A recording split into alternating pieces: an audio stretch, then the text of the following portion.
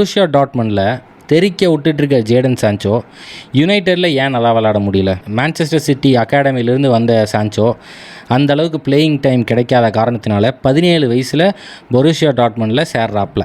So அங்கே சேர்ந்ததுக்கப்புறம் ஒரு half a season ஓரளவுக்கு விளையாண்டுருந்தாலும் அதுக்கப்புறம் விளையாண்ட 3 சீசன் கொடூரமாக ஒரு 20 அசிஸ்ட்டு 15 கோலு 15 அசிஸ்ட்டு 20 கோல்லாம் வந்து ஒரு மெஸ்ஸி லெவல் நம்பர்ஸ்.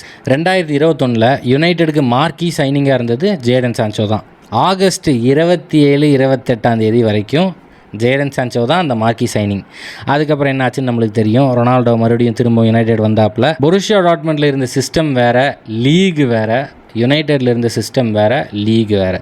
சான்சோனால் அடாப்ட் பண்ண முடியல. இன்ஜுரிஸும் ஹெல்ப் பண்ணல. 2.5 வருஷத்தில் 3 மேனேஜரை மாற்றிட்டாங்க.